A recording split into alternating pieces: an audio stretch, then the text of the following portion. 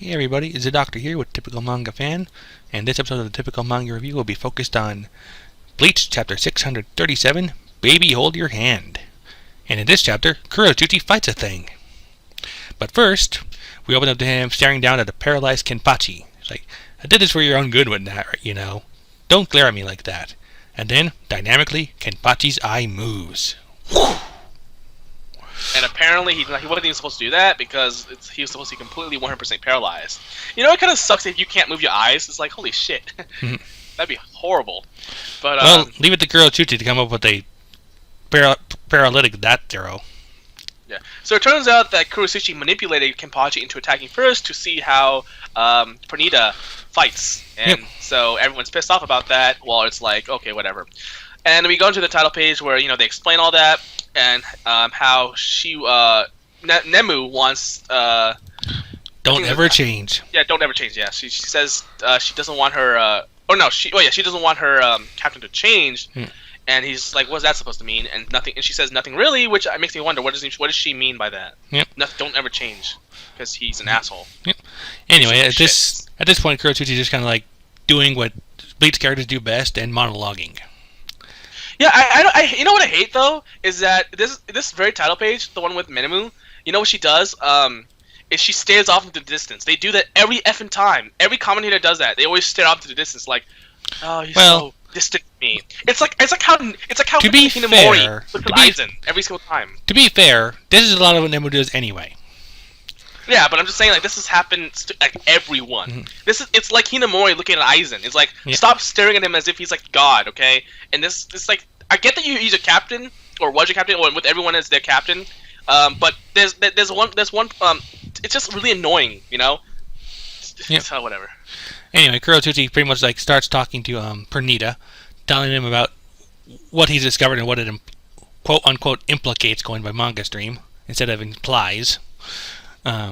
He also goes on and on about the noble sacrifices of people, of how noble victories are built on, like Kenpachi and Pernita, because after all, you can sacrifice yourself to me for the purposes of science. That would be the proper thing to do here. Yeah. Who's the bad guy again? I'm just kidding. But I mean, we always known Kurochuchi to sacrifice people, so I'm not surprised that he's doing the speech.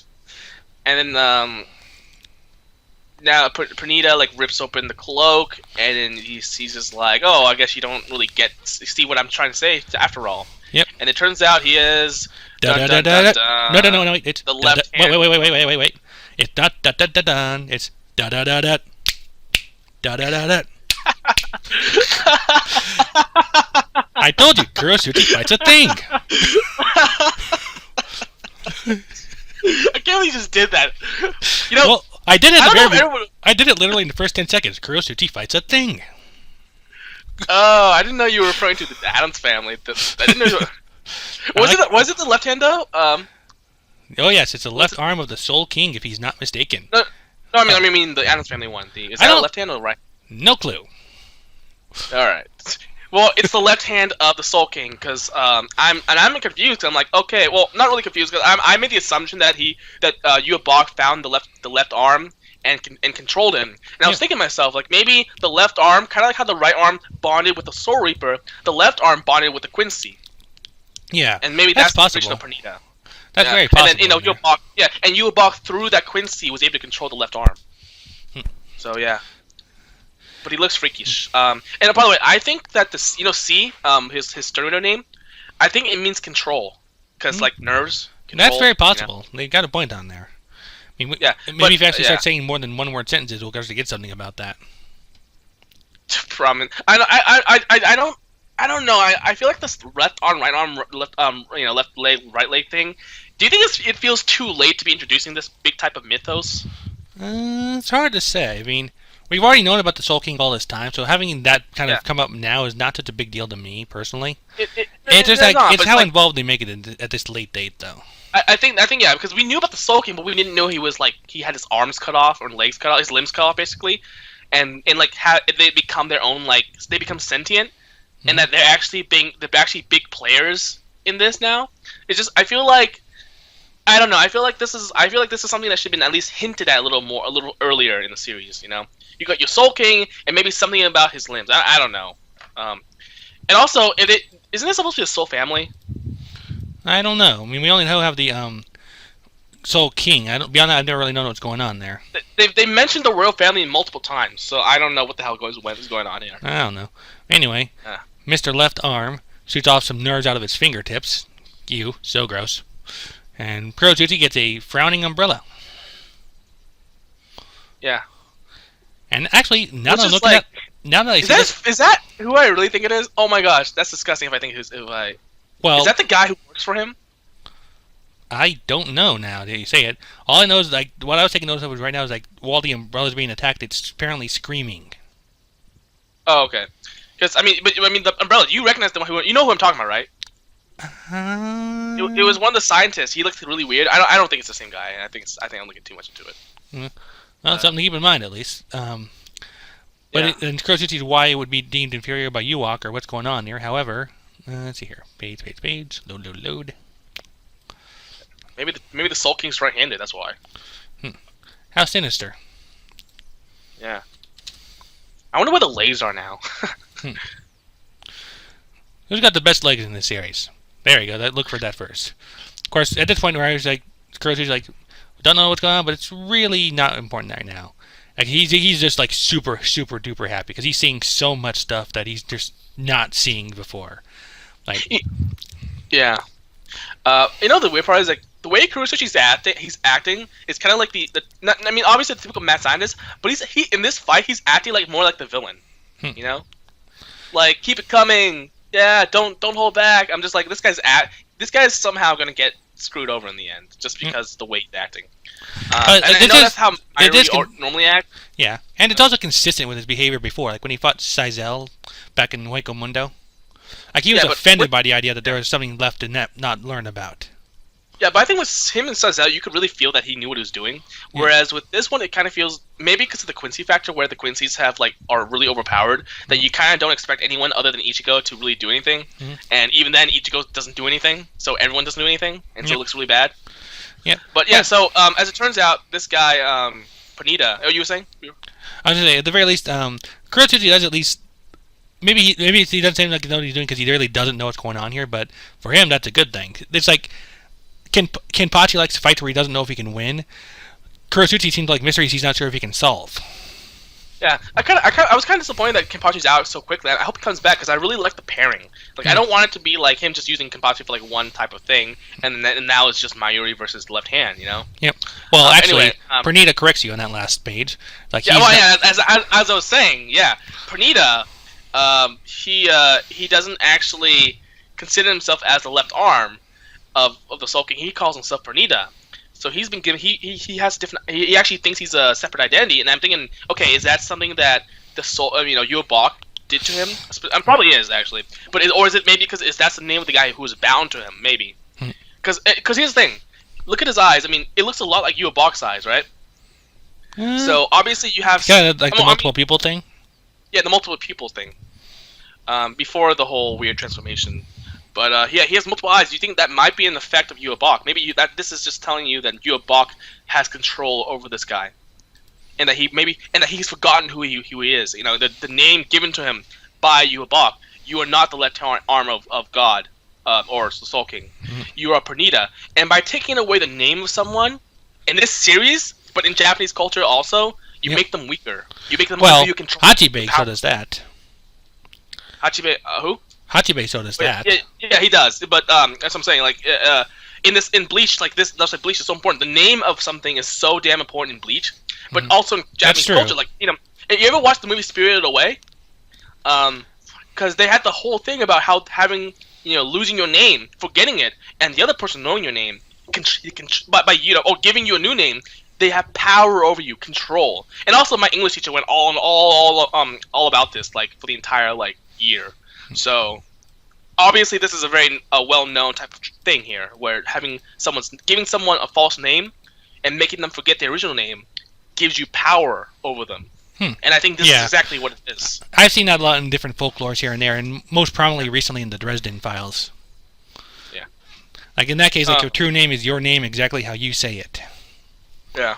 And they did this, and also they did this really badly, but they also did this in Tales from Earthsea, which is another Studio Ghibli film, which is I think probably their worst film ever. Yeah. But it does do the same thing where, and when that one, if you know the true name of someone, then you have power over them. Mm-hmm. Whereas in this one they give the false name of someone. Yeah. Yeah. Also, we're gonna quick side note while we wrap up here, like looking at the comments here. First one on here is like, can't wait for Exodia to appear. Well, the body is gone, so you don't have the head anymore. Well, Ewok's got the body, arguably, so yeah, so he's got that. Of course, the only problem is, as the next comment points out, that there's nobody with the proper hair to summon him. Well, again, Uebach can count, because his hair is not ridiculous enough. Well, maybe with his transformation, he has like an eye thing now, so maybe it's like his eye and hair. Maybe it'll help make up for it there. Yeah. But yeah. That's it. I do, as creepy as hell as he is, I do like Kurosuchi in this chapter. Well, I mean, I've never had a problem with Kurosuchi. I just sometimes I worry about how the fight tends to go. I mean, I feel like sometimes he I don't know. It's weird. I do like Kurosuchi fights, but I feel now I know. I feel like they depend way too much on the Kenpachi and Kurosuchis, whereas everyone else gets shoved to the side. Yeah. And even then, the problem is Kurosuchi seems so confident, and so is Kenpachi, that just based on the narrative of the story, though, that it doesn't seem to. That doesn't seem warranted. It doesn't seem warranted. Like it seems like everyone's sucking, even like Byakuya, or at least before he got before his power up, and then suddenly it's Kenpachi and Mayuri who like knows everything, and no one scares the shit out of them, and it's like.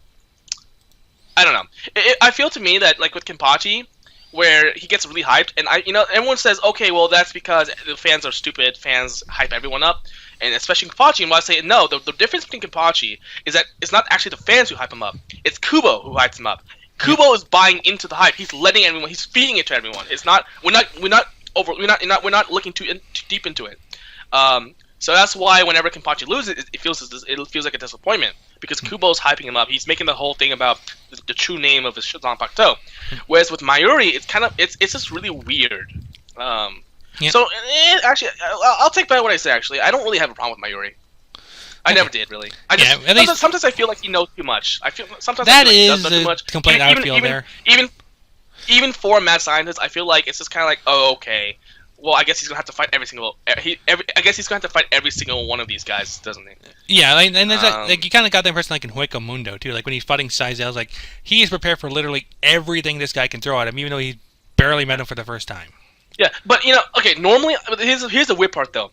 Normally, that would be a bad thing, but the problem is because we've seen the fight so one-sided for the Quincy's, that's even to see it be so one-sided, at least for a good guy or semi-good guy, whatever Mayuri is, just for it to happen only just once feels like refreshing. So actually this is what I want to really. I was having a tough time explaining this, but now I know what to say. Okay. Is that normally what Mayuri does in a normal story, where everyone has like a fair chance, is really bad. Like it's what he's too one-sided. He knows everything. It doesn't seem very interesting when he does things, unless he gets really weird. But that's different. In terms of a fight, it's just he knows everything, so it gets boring.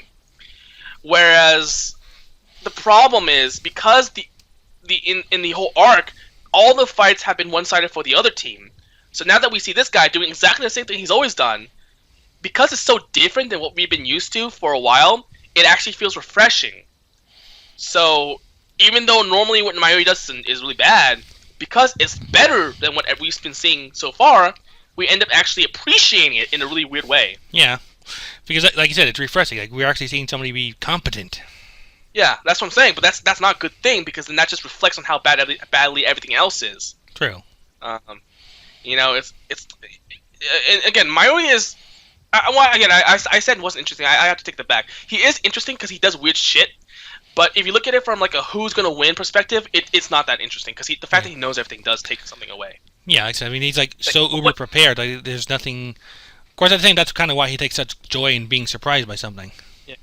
What makes him interesting is how he like affects people. Like what he does to Saya, whatever his name was. What's number 8 guy? how he made him basically slow down so quickly. Like that was amazing. Or how he like infected. See, the thing is though, like the infecting the zombies thing. Yep. That's bullshit. Like power, like that. You don't really explain that. It just he just does it. But And it's kind of irrelevant now anyway.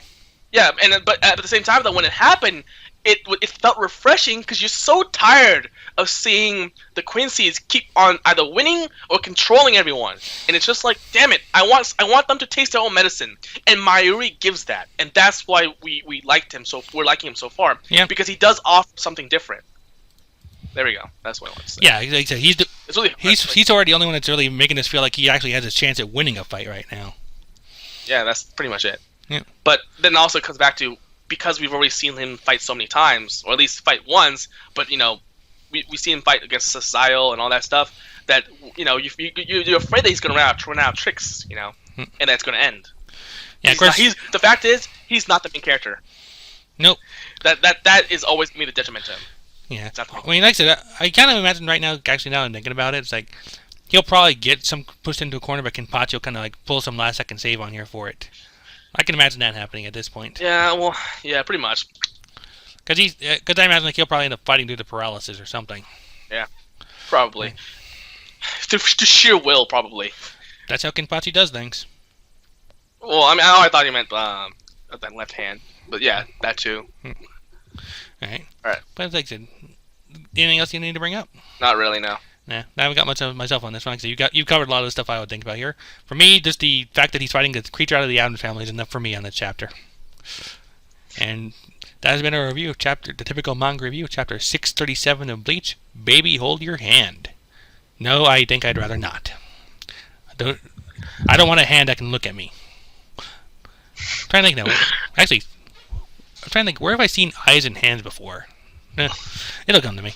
Anyway, hope you enjoyed. Like I said, leave any kind of comments or likes, dislikes, subscriptions, whatever you want to in the comments, and hope you enjoyed. Bye. Bye.